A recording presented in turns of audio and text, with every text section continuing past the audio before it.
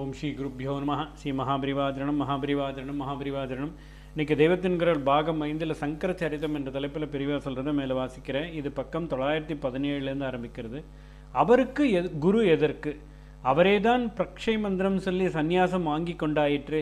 அப்புறம் குரு எதற்கு என்றால் ஆபத் சந்நியாசம் என்று பிராணாபத்தில்தான் தானே தீட்சை எடுத்துக்கொள்ளலாமே ஒழிய அப்புறம் ஆபத்து போய் பிழைத்து விட்டால் யதோக்தமாக ஒரு ஆச்சாரியனை ஆசிரியத்துத்தான் பிரணவோபதேசமும் மகா வாக்கியோபதேசமும் பெற்றுக்கொண்டு சந்நியாசாசிரமும் ஸ்வீகரித்து கொள்ள வேண்டும். ஆச்சாரியால் ஈஸ்வர அம்சமாச்சே, அவருமா குருவிடம் உபதேசம் பெற்றுக்கணும் என்றால் மனுஷராக அவதரித்ததால் எல்லோருக்கும் எப்படி விதிக்கப்பட்டிருக்கிறதோ அப்படியே தாமும் நடந்து காட்ட வேண்டும் என்றுதான் இப்படி செய்தார்.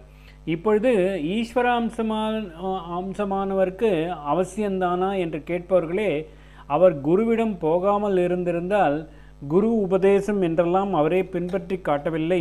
அதனால் நமக்கும் அதெல்லாம் ஒன்றும் வேண்டாம், புஸ்தகத்தை பார்த்து அல்லது அது கூட இல்லாமல் நமக்கு தோன்றினபடி பண்ணிவிட்டு போகலாம் என்று ஆரம்பித்து விடுவோம்.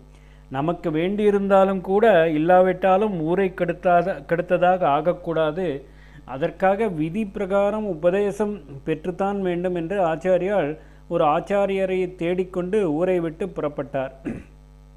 கீதையில் பகவான் சொல்கிறார், நமே பார்த்தாசி கர்த்தவியம் த்ரிஷி லோகேஷு கிஞ்சன. இந்த 3 லோகத்திலும் எனக்கு ஆக வேண்டிய காரியம் எதுவும் இல்லை என்கிறார். ஆனாலும் பார் எப்படி சகல காரியம் பண்ணி கொண்டிருக்கிறேன் என்று. இதோ உனக்கு சாரத்தியம் பண்ணுகிறேன், அன்றைக்கு உங்களுக்காக தூது போனேன், இன்னும் எத்தனை சண்டை சல்லாபம் பண்ணியிருக்கிறேன். இதனாலெல்லாம் எனக்கு ஏதாவது பர்சனல் கெயின், சொந்த லாபம் உண்டா? இதுகளை பண்ணாவிட்டால் யாருக்காவது நான் பதில்தான் சொல்லணுமா? இருந்தாலும் ஏன் பண்ணுகிறேன் என்றால், நான் பண்ணாமல் போனால் என்னவாகும் தெரியுமா? சங்கரஸ்ய சகர்த்தாஸ்யாம் உபஹன்யாம் இமா பிரஜா. கிருஷ்ணரே ஒன்றும் செய்யாமல் இருக்கிறார், நாமும் ஒன்றும் செய்ய வேண்டாம், கடமை ஸ்வதர்மம் என்று எவரும் பண்ண வேண்டியதில்லை என்று எல்லோரும் நினைப்பார்கள். இன்னார் இன்னது செய்துதான் ஆக வேண்டும் என்று ஜனசமூகத்தில் வகையாக பிரித்து சாஸ்திரத்தில் கொடுத்துள்ளபடி யாரும் பண்ணாமல் போய் பிரிவுகளெல்லாம் கலந்தாங்கட்டியாக சேர்ந்து ஒரே குழப்பமாகிவிடும். இந்த பாவத்துக்கு நானே காரணமாக கர்த்தாவாக ஆகிவிடுவேன். இப்படி ஒழுங்கு கெட்டுப்போன பின் ஒரு சமூகம் இருந்தால் என்ன, இல்லாவிட்டால் என்ன? அதனால் அது அழிந்தே போன மாதிரி தான். அதாவது அவதாரம் என்று ஜனங்களை தர்மத்தில் உத்தாரணம் பண்ணுவதற்கு வந்ததாக சொல்லிக்கொண்டு வாஸ்தவத்தில் அவர்களை தர்மப்படி பண்ணாமல் இருக்க தூண்டி முடிவில் அழித்தே விட்டவன் ஆகிவிடுவேன். அதனால்தான் எனக்காக ஒரு காரியமும் வேண்டாம் என்றாலும் லோகம் நம்மால் கெட்டுப்போகப்படாது என்றே அநேக காரியங்களை இழுத்து போட்டுக்கொண்டு பண்ணுகிறேன் என்று முடித்திருக்கிறார். அந்த முறையில்தான் ஆச்சாரியால் குருவை தேடி புறப்பட்டது. ஈஸ்வர சங்கல்பப்படி மலையாள தேசத்திலிருந்து பகுதூரம் போய் நர்மதா நதி தீரத்திலிருந்த கோவிந்த பகவத்பாதரே தம்முடைய குரு என்று சரணத்தில் விழுந்தார். ஆச்சாரியால் சரித்திரத்தை கூறுவதாக அநேக புஸ்தகங்கள் இருப்பதில் அவர் எந்த இடத்தில் குருவை கண்டு உபதேசம் பெற்றது என்பதில் வித்தியாசமான அபிப்பிராயங்கள் காணப்படுகின்றன. நர்மதா தீரத்தில் என்றும், பத்ரிகாசிரமத்தில் என்றும், காசியில் என்றும், சிதம்பரத்தில் என்றும் வெவ்வேறு புஸ்தகங்களில் இருக்கிறது. அந்த புஸ்தகங்களின் பெயர்களை சொல்கிறேன். சங்கர விஜயங்களும் ஆச்சாரியால் குறித்த மற்ற நூல்களும்.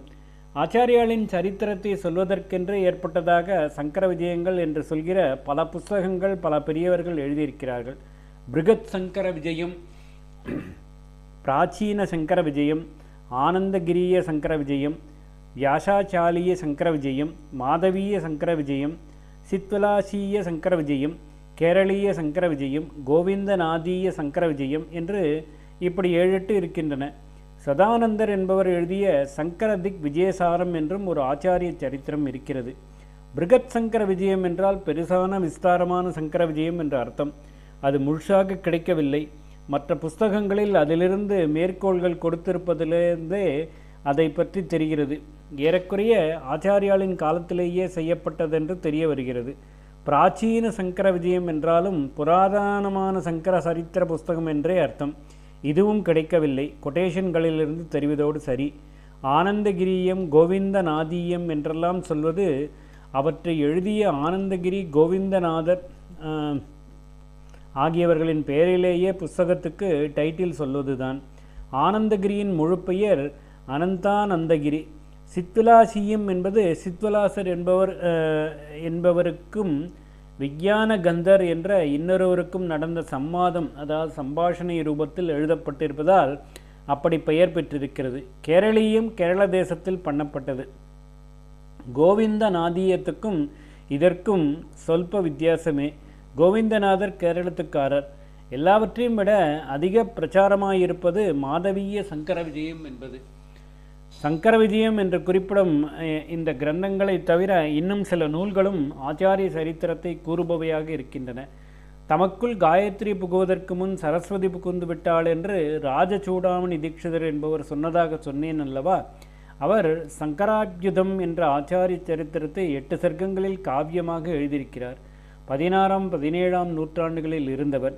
17ஆம் நூற்றாண்டு கடைசியில் இருந்த ராமபத்ர தீட்சிதரின் பதஞ்சலி சரிதத்தில் ஆச்சாரியோடைய பரமகுருவையும் குருவை பற்றியும் விரிவாக கதை சொன்னபின் கடைசி சர்க்கத்தில் சுருக்கமாக ஆச்சாரிய சரித்திரம் கொடுக்கப்பட்டிருப்பதை முன்பே சொன்னேன். ராஜசூடாமணி தீட்சிதர் அப்பைய தீட்சிதரின் மைத்துனர் என்றால் இவர் அவருடைய அப்பையருடைய தம்பி பேரரான நீலகண்ட தீட்சிதரின் சிஷ்யர். ஓம் ஸ்ரீ குருப்யோ நமஹ. ஸ்ரீ மகாபரிவாதனம் மகாபரிவாதனம் மகாபரிவாதனம்.